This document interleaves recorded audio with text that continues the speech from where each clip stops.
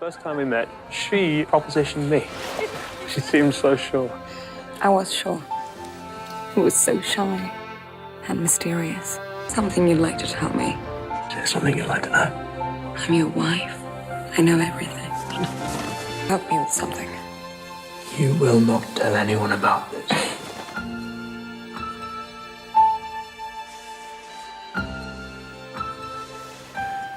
Hello there. We're going to call you Lily. I want to sketch you. Lily. We should go out tonight. Give them something different. Lily, you're exquisite. You're different from most girls. I feel I'd need to ask your permission before I kissed you.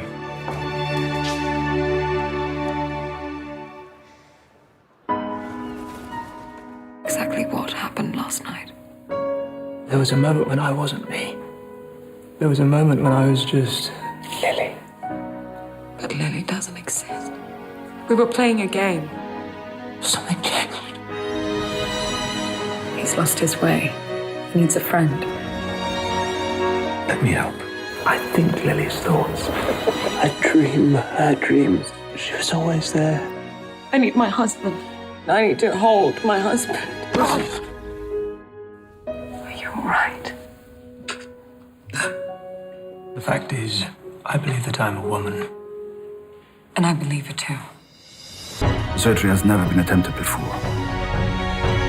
You're my whole life. It could kill you. It's my only hope. This is not my body. I have to let him go. I love you because you're the only person who made sense of me. Who made me ¿Qué possible. tal? ¿Cómo están? Bienvenidos nuevamente una vez más a Desde el Alma, mis queridos no pertenecientes. Y bueno, continuando con la serie de testimoniales, que me parece súper importante para escuchar de viva voz las historias de las personas que tienen algo que compartirnos.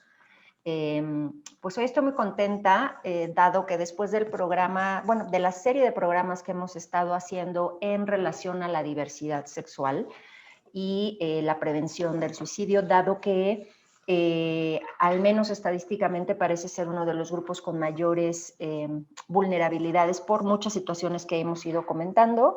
Pues hoy me siento muy gustosa de que nos acompañe Vika. Vika es una chica trans, pues la verdad es que fue muy valiente y de estar aquí hoy con nosotros en el programa para compartirnos su historia, su proceso y pues cómo se siente el día de hoy después de todos estos cambios en los que está todavía. Vika, bienvenida desde el alma, ¿cómo estás? Hola, muchas gracias por invitarme y estoy completamente agradecida pues, con las cosas que van ocurriendo ahorita, con todos los cambios, incluyendo esta tu invitación y pues aquí estamos. No, pues muy agradecidos de tu apertura, creo que es importante, ¿no? Porque a veces a mí me gusta también entrevistar especialistas, terapeutas, sexólogos, en fin, dependiendo del tema que sea, pero me parece que eso se ve mucho más reforzado cuando escuchamos de viva voz la historia de una persona que está pasando por alguna de las situaciones o alguno de los procesos que comentamos. Entonces, por eso es que considero tan valioso esta línea de testimoniales. Vika, me gustaría empezar por algo que a lo mejor ya te han preguntado muchas veces, incluso en tu cotidianidad, pero ¿cuándo, más o menos a qué edad te empiezas a dar cuenta que tú no te sientes como a gusto con el cuerpo o el género con el que naciste? Y un poco, sin entrar a súper detalles, pero en esas primeras etapas, ¿cómo fue tu proceso contigo mismo y un poco con tu medio en el que vivías? Pues yo creo que siempre asumí como la cuestión de que yo era una niña o femenina. Uh-huh. Nunca hubo como una duda de ello, sino fue hasta que me enfrenté como al desnudo con mis hermanas, tengo dos hermanas, una hermana pequeña, y entre esto, cuando creo que en algún momento, como a los 6 años, que creo que fue que entré en conciencia, 6, 7, que me doy cuenta que somos diferentes físicamente, ¿no? Y entonces a partir de eso, pero a partir de eso me di cuenta que ya había un problema, o sea, una problemática y era, entendí como muchas otras comportamientos de mi familia hacia mí, o sea, es decir, el no hables así, el no camines así, no te muevas así, no te sientes así, lo entendí, porque entonces cuando yo veo el desnudo de mis hermanas y entiendo la diferencia de mi cuerpo, entiendo que entonces el que está mal, el que ha estado mal, la persona que ha estado mal era yo. Ok. Y entonces creo que viene toda una carga de culpa desde muy temprana edad. Y entonces, pero es ahí donde empieza una batalla del ocultamiento de esta persona que tarda muchísimo tiempo en salir, en mí, por ejemplo, ¿no? En mi caso. Ok, cuando tú ves esta diferencia, es decir, recapitulando un poco lo que me dices, digamos que hasta ese proceso en donde no te confrontas a la diferencia entre los cuerpos de tus hermanas y tú te vives como una niña y no hay diferencia entre ustedes tres, ¿no? Donde notas de pronto como cierta disonancia es con tu familia que dice, no, pues no, eso no va para ti, sin embargo, tú estás a gusto hasta ese momento. En ese momento como de confrontación, ¿no? Que te das cuenta que la realidad en efecto no tiene nada que ver contigo, que más o menos dices que tienes 7 años y cuando empiezas a entrar a la adolescencia, que en general sabemos que es una etapa muy complicada independientemente de todo, ¿cómo empiezas a llevar esta culpa? ¿Cómo empiezas a llevar esta diferencia y el vivirte como alguien en ese momento que no era adecuado para el entorno y que lo que estaba dentro no tenía mucho que ver con lo que veías en el espejo? ¿Cómo empieza a ser ese proceso de niña adolescente viviendo en el cuerpo de un hombre? Pues justamente empieza toda una serie de fantasías propias. Entonces empieza todo un proceso como de juego interno y diálogos internos. Todo era contado hacia mí. O sea, todas estas sensaciones que yo iba viviendo, todo era solamente para mí y para nadie más, ¿no? Sin embargo, yo me quedaba claro que yo no podía ocultarme, o sea, no podía ocultar a esa niña adolescente. Y entonces, con el tiempo que voy descubriendo que mi familia empieza a hablar como de la homosexualidad, y no en sí como de la homosexualidad, como hay que los homosexuales, ¿no? Sino como, ya sabes, las bromas, las bromitas, cosas así, insultos, que el marica, que esto, que el otro. Mm, entonces yo empiezo a asumir ese papel, porque es el papel que me va a permitir a mí seguir siendo niña sin serlo. ¿Sí me explico? O Sí, sea, sí. como... Como la Entonces, aproximación más cercana a lo que tú percibías por dentro, ¿no? Ok. a lo que yo alcanzo a ver de mis movimientos, porque en ese entonces como el espejo empieza a ser también un enemigo, o sea, empieza a ser una cosa que no concuerda con lo que yo alcanzo a ver, o sea, empieza a haber sí, una problemática, empieza con una cierta forma de no mirarme, o sea, me miro en el espejo sin mirarme, o sea, solamente para ver si no tengo el pelito parado y me pongo el gel y no sé, recuerdo un día de 5º año, de 10 años que tenía, que me levanto y me levanto más femenina que nunca y solamente lo único que hago es como mirarme de reojo y trato de peinarme un poco más para quedar más linda, pero al final era como, hoy me veo más maricón, ¿sabes? O sea, y tal vez por eso cambió, porque es que es muy chistoso, o sea, cómo es que justamente esa cosa que está alrededor, que esto que rompe todo lo que está en ese ecosistema social, ¿no? Es a lo que más le ponen atención. Y sí, justamente llegué a la escuela y ese día era más bromas que nunca, ¿no? Más que nunca. Pero yo siempre tuve como la confianza o sea, mi familia no podía enfrentarla, pero podía enfrentar a los otros, a los de la calle, a los amigos, a toda esa gente. O sea, siempre fui muy valiente afuera, porque como que valiente y aparte a la defensiva. Yo creo que era como un reflejo de lo que yo quería hacer en casa, o sea, de defenderme en casa, pero lo hacía afuera. Y entonces, eso fue, entonces creo que para mí fue, sí, la adolescencia fue como armarme un caparazón como muy grande de fortaleza y de empezar a confrontar a las personas, ¿no? E irlo puliendo, ¿no? Porque sí hubo demasiada atención en ese sentido hacia mí, o sea, inclusive hubo maestros que se pasaban de listos y creo, entonces yo me di cuenta que yo no podía ocultar a Victoria. Así pasó y en la adolescencia algo pasó que vi diálogos en confianza Mm, y creo que en ese entonces era aún mejor. Entonces creo que hubo una charla de transexualidad y me causó mucho impacto, porque era algo que yo pensaba que no iba a poder hacer yo en mi vida, era algo que yo había negado y resultaba que sí era posible.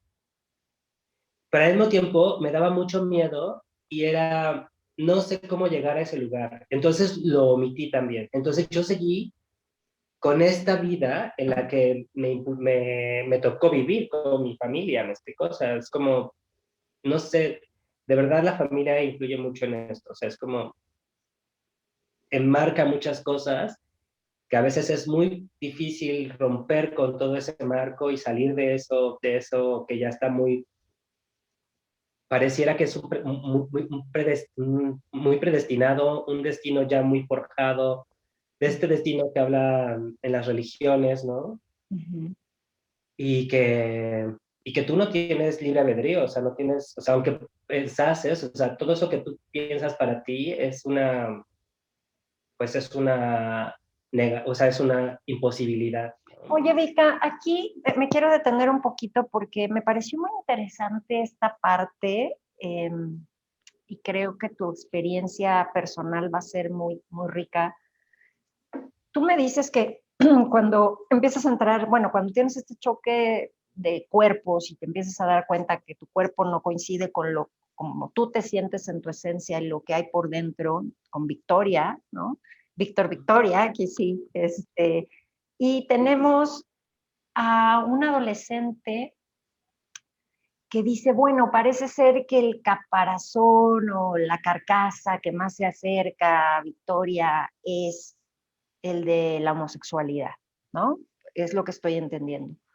Yo quiero preguntarte, cuando tú me platicas que estás en todo este medio donde dices, bueno, hacía hacia afuera lo que no podía hacer con mi familia, porque parece ser que con tu familia esto era mucho más complejo, lo cual es perfectamente normal, ¿no? Que es tu gente más cercana, más íntima.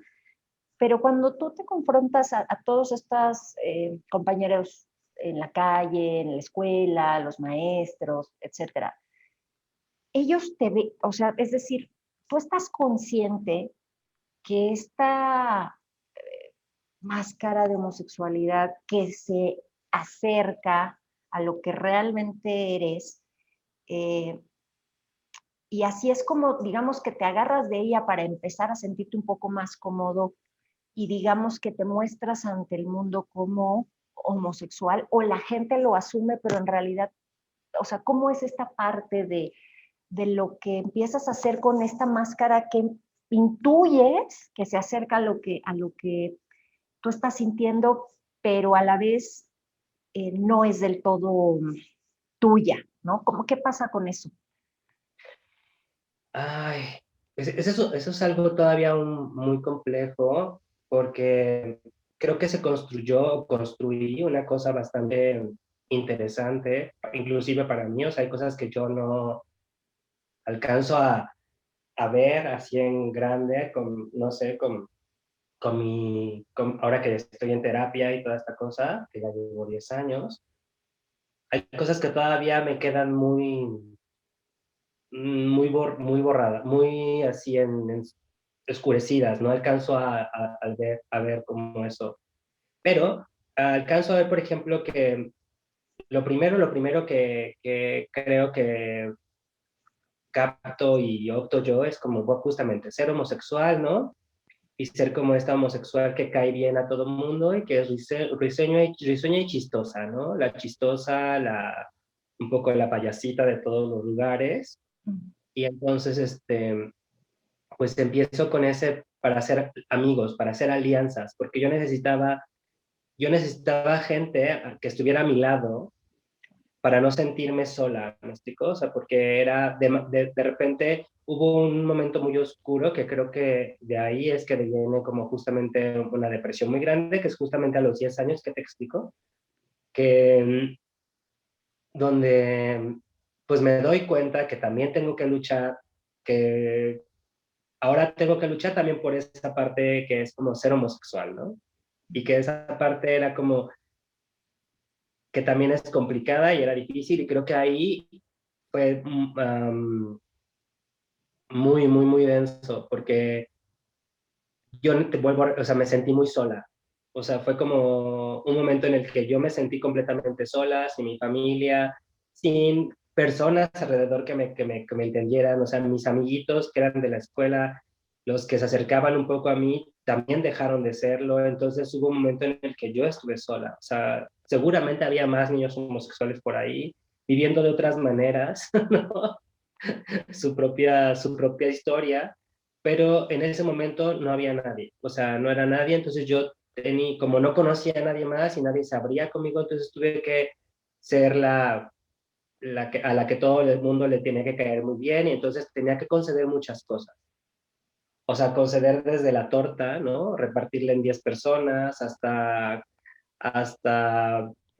ser cómplice de maldades a otras personas, ¿no? O sea, tenía que tener aliados. Y sabía que con los que tenía que hacer aliados era con los justamente más traviesos o más rebeldes. Entonces, creo que ahí empezó una etapa muy fuerte, porque con esa máscara, te digo, empecé a ser como justamente la gay perra, altiva, ¿no? La que se defendía, la que se burlaba de otras. O sea, revertí el bullying que me hacían a mí a otras personas, y creo que eso fue bastante fuerte también, porque entonces yo no lograba entender ya. O sea, después hubo una serie de confusión en mi cabeza que cada vez tapaba más a esta persona, tapaba más a Victoria. O sea, no me daba cuenta que me alejaba más de mí. Entonces, pero fue todo eso. O sea, fue todo una cuestión de lo que estaba alrededor de mí, y que yo era donde yo tenía que sentirme acompañada de que alguien me defendiera, o que estuviera siempre a mi lado si algo malo me pasara, porque empezaron ya después con cosas muy violentas, ¿no? De tirarme la mochila a la taza del baño, de mi suéter de la escuela así roto y recortado. O sea, no sé, cosas muy, muy recortado como un top de, ay, pues quieres ser niña, pues ponte esto. Me llama la atención, hago un paréntesis ahí, y me gustaría, esto pasaba mucho con los niños. ¿Qué pasaba con las niñas? No, las niñas justamente entraban al juego, las niñas eran parte de todo esto. Las niñas, tenía un grupo yo de niñas con las que me juntaba, pero no eran...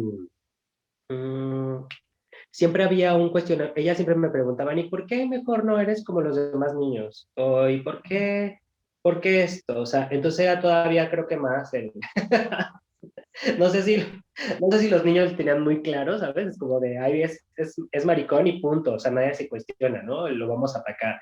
Pero las niñas cuestionaban y querían revertir el asunto, ¿no? O sea, era como... Claro. Como, ay, ¿por qué esto no? ¿Por qué esto lo otro no? Entonces coqueteaban o... No sé, nunca tuve una amiga tan cercana. Ja, de volgende alsjeblieft. Bonne chance. 3, 4, 5, 6, 7... De klassieke techniek moet natuurlijk verder geperfectioneerd worden, maar voldoet. Dus ik denk dat het goed is dat we een 8-tal weken proberen. C'est une nouvelle vie. C'est un grand moment pour la famille, pour nous trois. Meisjes, we hebben hier al op 12 jaar op ons plant. Ze moeten harder werken, anders is het een hopeloze situatie. Je ziet er goed uit, gestraald. Heb je nog zitten aftellen naar uw hormonenbehandeling? Ja. We gaan de vrouwelijke puberteit zo goed mogelijk nabotsen.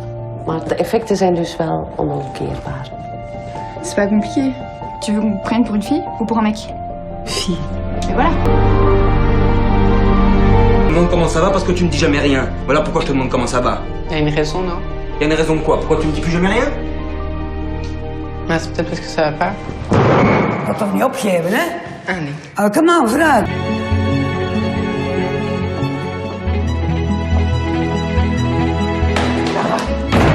Des meilleures écoles de danse du pays. Des médecins qui te suivent. Tout se passe bien. Hein? Tout se passe bien. A veces pensaríamos que las mujeres no atacamos, que las mujeres no agredimos, y la realidad es que también se hace, ¿no? O sea, es decir, no pasa solamente por parte del género masculino. Puede ser una violencia o un bullying más sutil, más velado, pero que también es atacar, es agredir, ¿no? Y creo que eso, por eso me interesaba mucho tocar esta parte, Vika. Ahora, tú me mencionas este programa de Diálogos en Confianza donde hablan de todo este rollo de la transexualidad y a ti te mueve.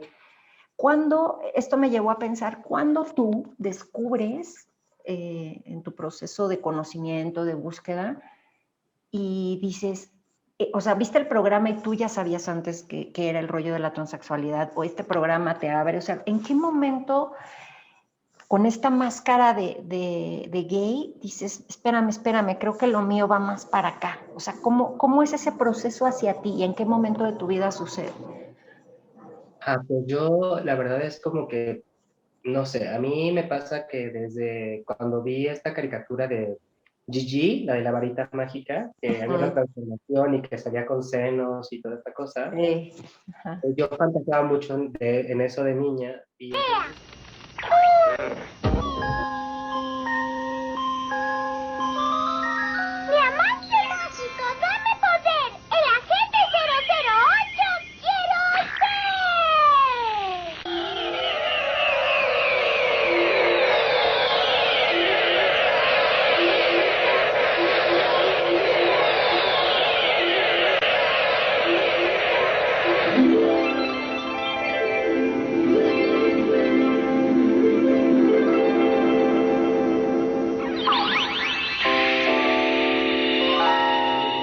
entonces cuando veo este programa y veo que salen las personas que están en el proceso y las familias que sufren muchísimo, en este momento creo que también era, o sea, eran los 90, vamos, como que a pesar de que parece que fue ayer o no sé, o sea, es muy poco tiempo, ¿no? Donde se empiezan como a decir muchas cosas y donde todavía inclusive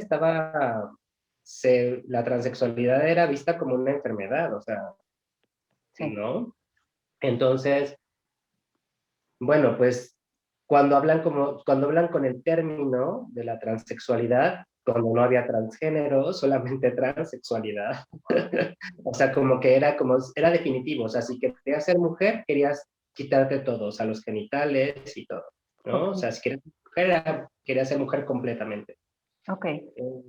Y no era solamente una expresión de la sexualidad, ni mucho menos, o sea, solamente era eso. Entonces a mí me dio, como que lo vi, me llamó muchísimo la atención, pero para mí también era así como, o sea, era muy radical. O sea, el cambio sería muy radical y entonces para mí era pensar en que tenía que dejar a mi familia. O sea, yo no sé por qué tanto mi familia fue como una cosa muy importante, o fue un pretexto muy grande en mí, que todavía no lo alcanzo a descubrir, o fue algo un lazo muy fuerte que yo no quería soltar. Pero fue determinante, o sea, yo decía, es que si yo empiezo ese proceso, mi familia va a desaparecer de mi vida. O sea, tengo que decir adiós a todas estas personas, ¿no? Donde yo al menos me sentía aún todavía con una raíz en mi vida, ¿no? Claro.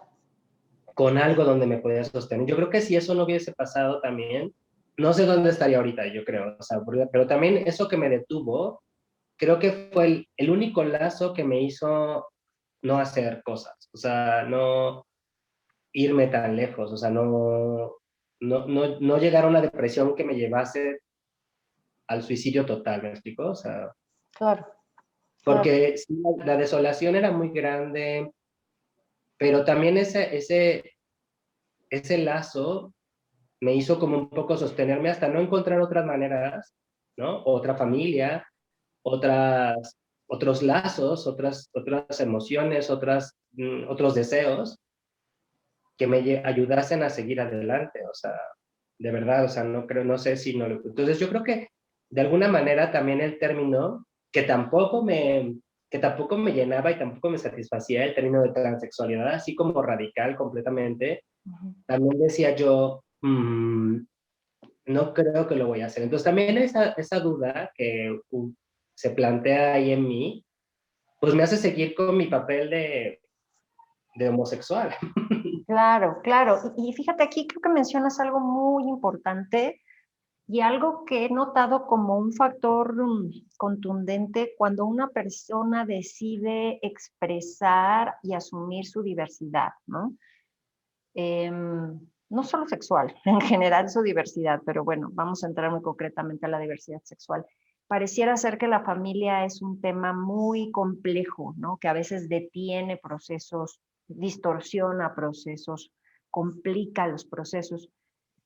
¿Qué pasa con tu familia en esto? O sea, supongo que ha sido un proceso largo, complicado, igual que tú están en un devenir, en un cambio, pero estamos hablando de cuando eras adolescente, de cuando ves estos programas, de cuando tú veías esto como muy lejano, ¿no? Creo que ya nos dices mucho cuando tú te ves que esto implicaría dejar a tu familia y tal.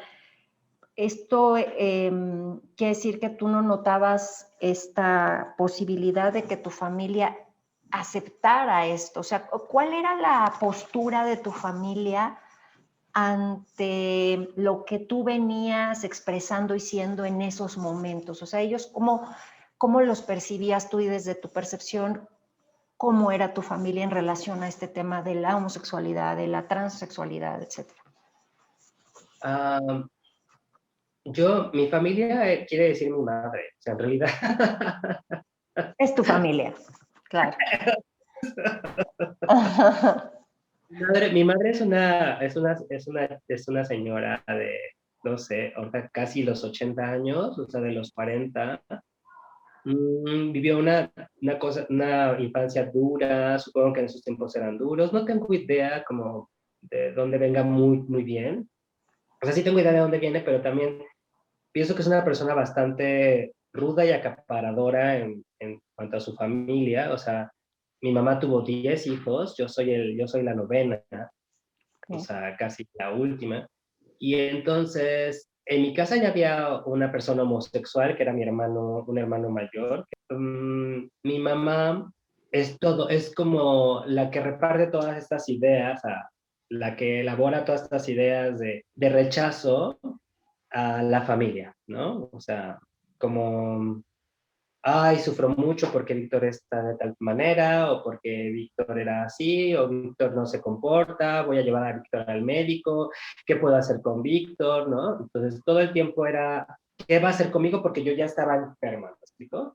Pues yo me empiezo a dar cuenta que empiezo a tener problemas con mi papá y todos los decía porque era que mi papá no me hacía caso a mí, o sea, no había como esa imagen paterna, o esa imagen masculina que me hiciera a mí ver más allá, o sea, pues sí la había, ya estaba, no estaba de él, sino de 4 hermanos varones, ¿no? Que eran bastante machos, y que pues sí, había una figura masculina, y una figura masculina también muy grande que era ella.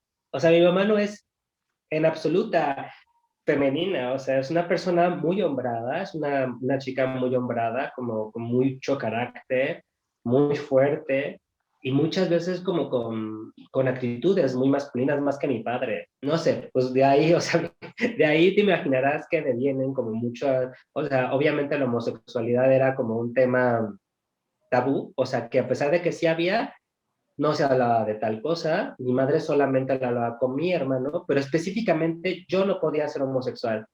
Y es ahí donde entiendo la diferencia, porque entonces es cuando cuando yo me doy cuenta de que mi hermano es un hombre que le gustan los hombres, entonces para mí cae así como una eureka a los 17 años, donde yo digo, claro, o sea, yo no soy un hombre, o sea, ¿no? O sea, yo soy alguien más que le gustan los hombres.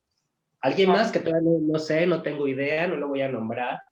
Y no lo nombraba, o sea, no sabía qué decir, o sea, no me quería asumir como un travesti, Claro, ¿no? claro. Porque en ese entonces también, y entiendo ahora, por ejemplo, muchas cosas que a mí me daban miedo era como asumirme como un travesti, que tenía que cortar el pelo, que tenía, ¿sabes? Como había... El cliché, ¿no?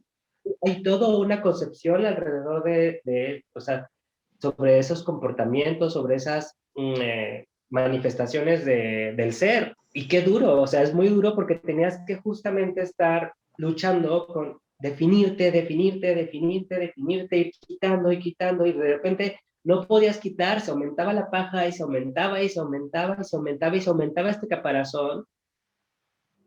Y era durísimo, o sea, mi familia de plano no podía hablar de eso. Y hubo muchas veces que mi mamá donde me dijo, ok, te acepto que seas homosexual, pero no vas a traer a ningún hombre aquí.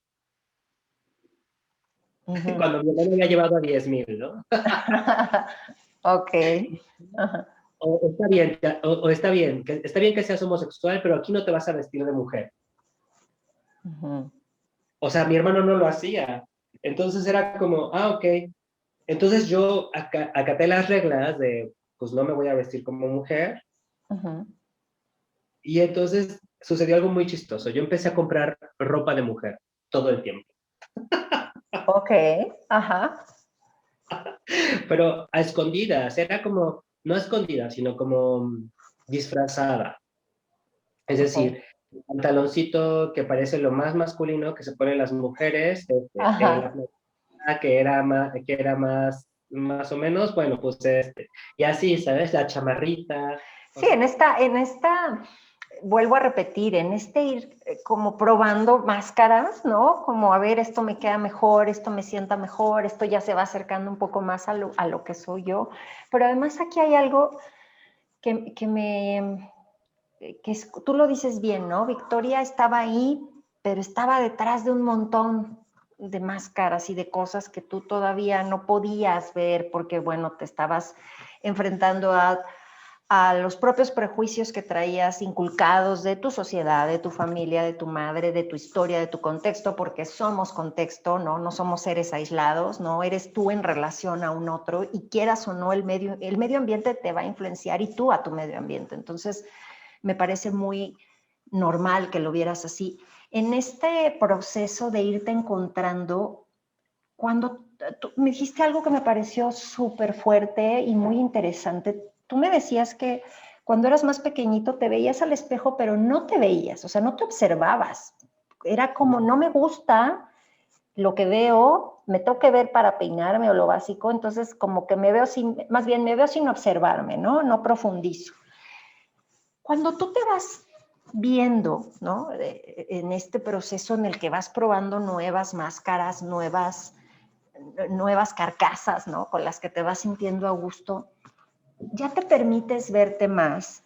Y cuando te ves, ¿cómo es este diálogo? O sea, yo me imagínate que ves a Victoria y Victoria está como en el fondo de un pasillo, detrás de muchas cosas. Victoria se echaba unos rounds en el espejo. O sea, ya una vez que ya yo veía eso que me molestaba, que me incomodaba, que pues sí, que no era yo, o sea, que era alguien que estaba invadiendo mi ser. Pues eran unos rounds enormes, o sea, era una pelea constante conmigo, todo el tiempo. Que esto no me gusta, que esto sí, que por qué no se baja esto, que por qué no se ve esto mejor, que por qué la playerita sin mangas no me queda mejor como, ¿sabes? O sea, claro. que por qué no sé tanto, ay, que por qué comí tanto, que por qué no comí, que por qué no, o sea, todo era un problema si yo me alcanzaba a ver al espejo. Ok. Ok, o sea, hay una constante confrontación en lo que sigues viendo. O sea, ya lo ves, pero es... Y esto, Vika, ¿cómo se empieza a manifestar en ti? ¿Empieza a haber más ansiedad, más depresión? ¿Cómo se sintomatiza, pues? Sí, primero hubo un tiempo que de plano dejé de verme. O sea, en la casa de mi mamá había un espejo que era toda una pared. Toda una pared. Entonces, siempre que salías, tenías que mirarte, ¿no? Ok. Pues yo no volteaba, o sea, de plano te lo juro, era así como salía y me iba y ya, y me la pasaba todo el día fuera de casa. Entonces empecé a buscar justamente afuera y empecé a vivir con base a mis emociones, nada más. Era lo que yo sentía y lo que yo sintiera. Eso era yo. Entonces era alguien que si tú veías en la calle no tenía ninguna forma, pero iba con coraje caminando, o iba con, ¿sabes? O iba triste, o iba entusiasmada, o iba emocionada, o sea, solamente veías la emoción de esa persona. Entonces yo era una cosa enorme de emoción todo el tiempo. ¿Cuándo dices, necesito cambiar?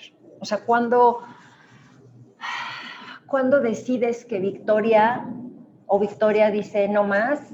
¿Qué pasó ahí? Cuando me confrontó mi primera relación amorosa y vivo con él y fue muy difícil, porque en primera yo nunca he elegido a nadie. Creo que la única relación formal que he tenido es esta. Y estoy hablando que tengo casi 40, bueno, ya a meses. Tuve esa primera relación a los 23, 22 años. Y ahí es cuando yo me enfrento conmigo, con mi sexualidad, ahora sí, o sea, con una sexualidad ya se supone plena, ¿no? Porque estás compartiendo tu cuerpo con el otro. Porque las otras experiencias, creo como en la adolescencia y ya ahí eran como encuentros ocasionales y muchas veces o sea, yo no me satisfacía y etc, etc, etc. Y con esta relación, pues donde empiezo yo a confrontar mi propia sexualidad, ya, es donde yo me doy cuenta que algo hace falta. O sea, algo hace falta en mí, que no me siento completamente entregada, ¿no? En la relación, en el acto sexual, en mí como persona, algo falta porque yo me doy cuenta que me parezco mucho a mi mamá, en cómo llevo la relación, y digo, no tengo personalidad, no puede ser, si yo la he construido. Okay. Si yo he pasado por muchas cosas, ¿no? Y entonces justamente me doy cuenta que no solo me parezco a mi mamá, me parezco a Madonna, me parezco a no sé quién, me parezco a no sé cuánto, me parezco un montón de cosas excepto yo. Y cuando me doy cuenta que mis discusiones empiezan a entablarse con este hombre, cuando ya empezamos a terminar, que duramos como 4 años, y empiezo yo a decir discursos y los empiezo a escuchar, o sea, le empiezo yo a hacer reclamos y algo pasa muy chistoso en mi cabeza donde yo me empiezo a escuchar y me doy cuenta que estoy repitiendo telenovelas, o sea, discursos de Sex and the City, discursos de mi mamá, o sea, así que yo empiezo a repetir y digo, qué locura, o sea, me empiezo a sacar de onda y salía yo mucho a caminar en ese momento, empecé a caminar mucho y me daba cuenta que yo no era yo, que algo ahí estaba destruyéndome, estaba completamente acaparándome, ocultándome, y que entonces esta persona tampoco me amaba a mí, sino amaba todo ese monigote de cosas, ¿no? Todo ese montón de cosas, y que entonces yo es cuando decido inconscientemente, como romper con esa relación de la manera tal vez más violenta, tal vez un poco también para destruirme de alguna manera yo, de destruir algo yo. Okay. Y es cuando empiezo yo a decir, tengo que cambiar. O sea, más bien no tengo que cambiar, tengo que descubrirme. Cuando terminas esta relación en donde eras ese cúmulo de otros, ¿no? Tratando de encontrarte a ti, ¿qué pasa después? O sea, ¿cómo tal vez incluso sigas en un proceso, ¿no? Porque en general los seres humanos estamos siempre en constante cambio, como seamos, pero concretamente, Victoria, ¿cómo pasa de ser ese cúmulo ya en su proceso, ¿no? Y que es normal, ¿eh? Tiene que haber una deconstrucción, tomar lo mejor que queda de eso y entonces empezar a construir algo nuevo, ¿no? Porque yo soy fiel creyente que todo suma, incluso esas experiencias complejas te ayudan a ver por lo menos quién no eras, ¿no? O qué no querías ser. Cuando tú empiezas digamos, a volver a construir ladrillo a ladrillo y ver, aquí estoy yo, y a reconocerte y a descubrir a Victoria, ¿cómo empieza a ser dejar salir? O sea, ¿cómo empieza a ser decir, sí, voy para allá, tengo que hacerlo, voy a empezar un tratamiento de hormonas, tengo que entrar a una terapia, ¿cómo empieza a ser para ti? Pues lo de la terapia de hormonas viene apenas, o sea, pero, pues eso, o sea, cuando yo empiezo a descubrirme, que empiezo justamente a ir a terapia, a buscar profesionales, ¿no? ¿Qué es lo que yo creo que todo el mundo debe hacer? Pues buscar a alguien que me guiara hacia dónde yo tendría que empezar a buscar y a empezar a recoger algo de mí, ¿no? O sea, o lo que alcanzaba yo a reconocer que todavía estaba ahí. Y pues ha durado 11 años. Okay.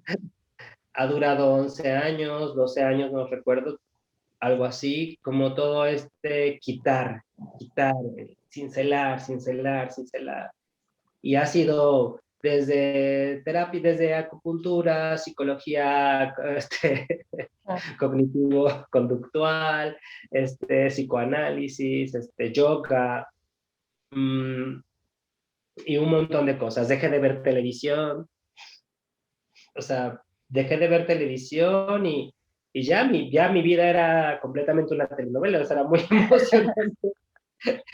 Y la cosa es que lo vives, o sea, lo vas viviendo y vas sintiendo y sabes que eso es tuyo y que tienes que resolver, ¿no? No como la telenovela de que estás viendo cómo el otro se conflictúa y al final lo dejas porque es su problema, ¿no? Y Claro. es tu vida, aunque te angustie su vida, ¿no? Pero esta vez es la tuya y se trata de ti, se trata de que tú puedas resolver el día a día. Claro.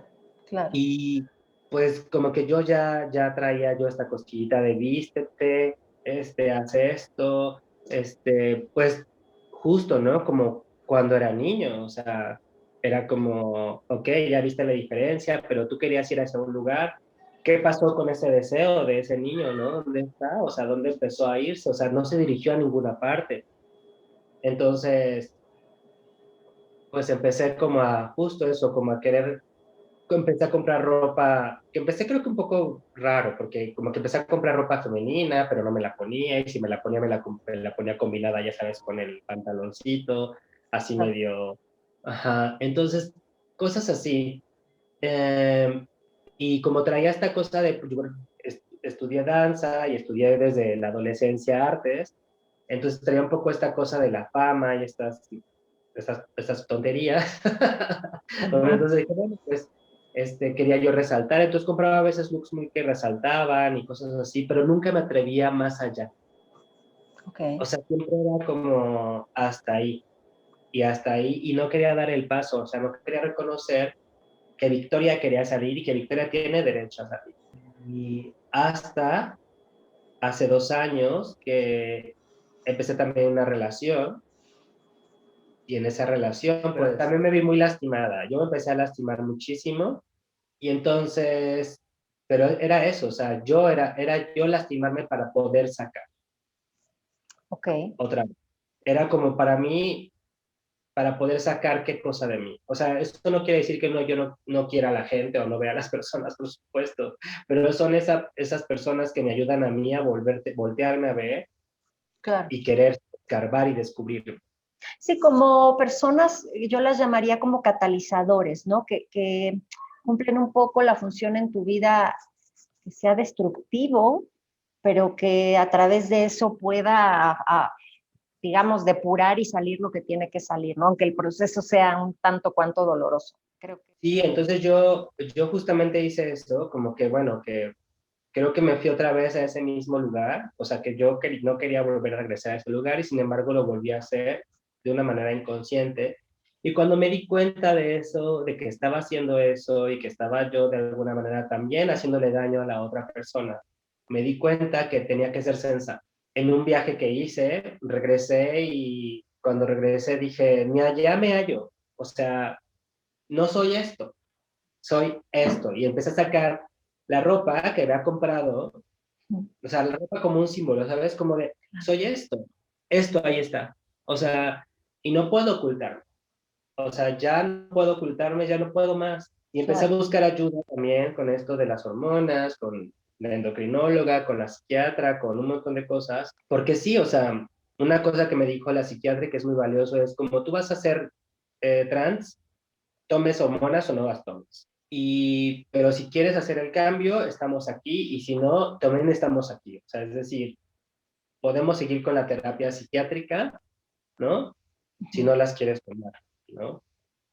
Pero entonces yo decidí que sí, o sea, porque creo que es valioso que uno se sienta acorde con lo que siente y lo que ve. Claro. Fuera. Se llama congruencia. Sí, que se sienta congruente, sentirse congruente, creo que más que verse, o sea, porque eso, yo ahora, por ejemplo, acepté esto porque ahora me veo en el video y alcanzo a ver a esa persona que quería ver siempre. O sea, ya el acercamiento es mucho más próximo. Es más palpable, exacto. Yo, o sea, aún tengo bigotillo, tengo barbilla, ¿no? Aún tengo cosas que quiero cambiar, pero que yo sé que se va a acabar el bigotillo, se va a acabar la barbilla, se va a acabar, ¿sabes? O sea, que ahora estoy segura de que tengo un lugar seguro donde ir, o sea, es decir, claro, que estoy construyendo un lugar seguro donde ir y ese lugar seguro soy yo. Claro, claro. claro. Porque antes yo recurría a mi familia, a mi mamá, a mi papá, ¿qué va a pasar si me quedo sola? Bueno, pues estoy yo. Claro, claro. ¿No? Pero eso yo no lo podía decir, yo no podía decir, estoy yo, estoy para mí, ¿qué importa? Llegará gente y se irá gente, ¿no? Yo no podía decir esas cosas, o sea, para mí era muy importante que estuviera esa familia allá.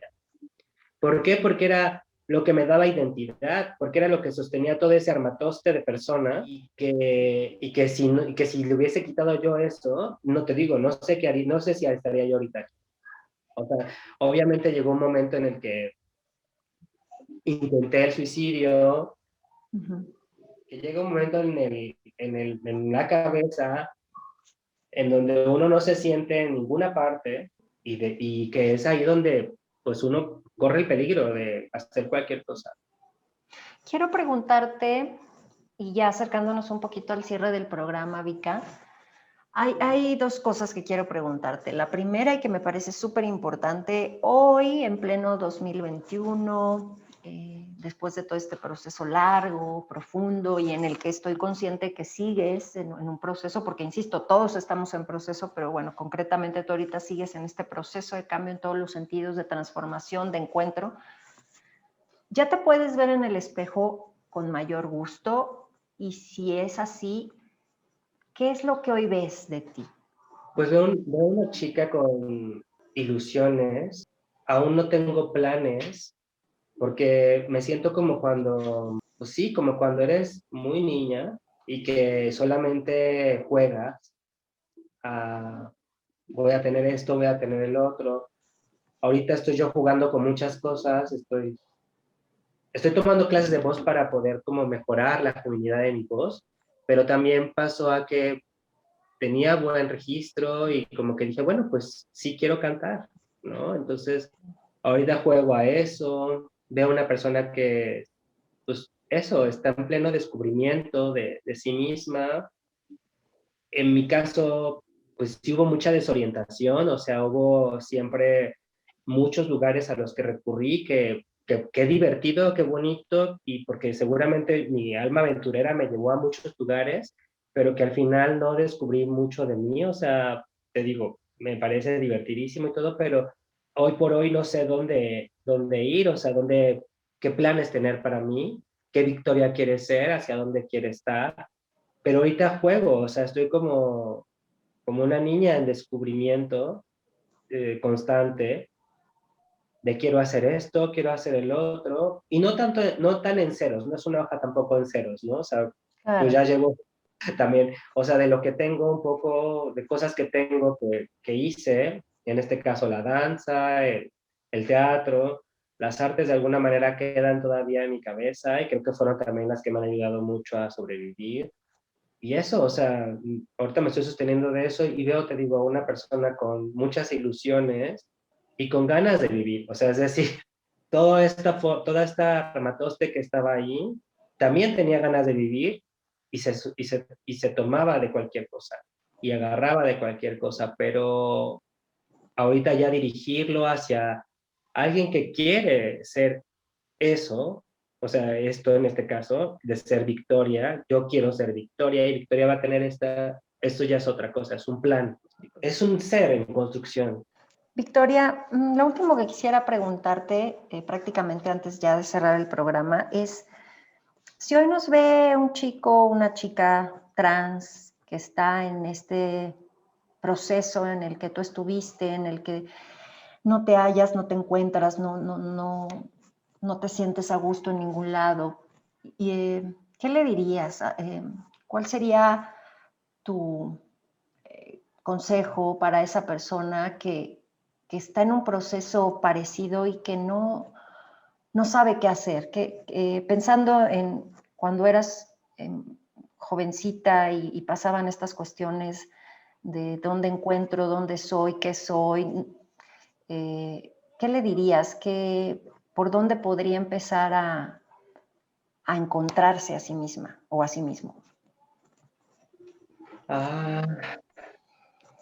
Creo que yo lo único que podría como decirles es que la única manera de no sentirse solo es buscar a alguien más. Y en esa no hay elección. Creo que la única elección de buscar a alguien más es buscar ayuda. Siempre, siempre, siempre. Yo no tuve el valor en ese momento. Pero creo que lo hubiera hecho, o sea, hubiera llamado a esas líneas de teléfono cuando vi en la televisión que estaban esas líneas de teléfono, porque eran para mí, hubiesen sido para mí como pedir rescate, sáquenme de aquí, sáquenme de este entorno, por favor. Claro. Y tal vez ahorita sería otra persona que, bueno, te digo, tal vez X, pero que creo que eso es lo más importante, o sea, que no se desvíen, que si se sienten diferentes, busquen especialistas para poder llegar a ser lo que ustedes sienten. Y esas personas son las que te van a ayudar para lograr lo que quieres hacer. Te agradezco mucho todo lo que nos compartes. Insisto y vuelvo a decirte lo que te dije al principio y prácticamente con eso me gustaría cerrar este programa. Creo que es muy valiente, no solo valiente el que no lo compartas, el que nos cuentes tu experiencia, sino el que estás haciendo y estás yendo por lo que tú quieres, ¿no? Creo que eso es maravilloso, ¿no? Porque no somos seres determinados, todo el tiempo podemos estar en un cambio. Sí, creo que esa parte me gustó mucho, fue muy honesta, donde nos dices, todavía no tengo planes, porque estoy siendo un ser en construcción, ¿no? Ahí te lo digo incluso como por propia experiencia, cuando uno llega como a la mitad de la vida, ¿no? Pues más o menos los 40 años, pareciera que ya tienes que tener un checklist, ¿no? De ya hice esto, ya hice aquello, y si ya no lo hice, entonces ya soy un fracasado, fracasada, y ya mi vida. No es verdad, yo pienso que mientras tengamos aliento de vida, tengamos la edad que tengamos, siempre hay la posibilidad de hacer algo distinto, ¿no? Pareciera que el pasado a veces lejos de sumarnos, lo cargamos como una culpa o como un peso, cuando en realidad más bien son experiencias que nos ayudan a ver qué sí queremos y no queremos en el futuro. Entonces, me gusta mucho y con eso me gustaría cerrar. Somos seres en construcción, no somos seres determinados.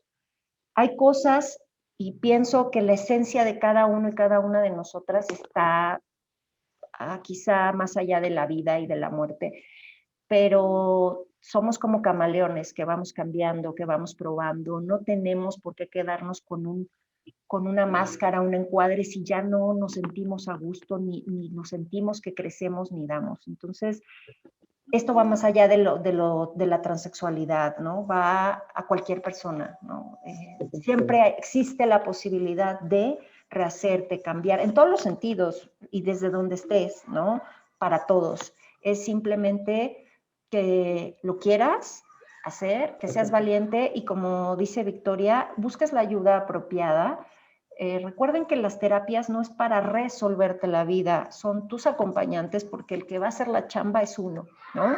Pero sí es una ayuda y una orientación básica, porque es una especie de lucecita o espejo que nos ayuda a encontrar quiénes somos nosotros, ¿no? Entonces yo sí los invito y las invito a que tomen esa ayuda cuando sea necesario, y especialmente si estás en un proceso en el que estás sintiendo que puedes estar en un proceso de transexualidad, pues adelante, ¿no? Como podemos ver con Vika, puede ser un camino muy largo, cada quien tiene sus tiempos, pero no lo sufras, disfrútalo, ¿no? Y creo que sería muy bueno aprender de lo que otras personas pasaron, pues para llenarnos un poquito más el camino. No somos seres determinados, no.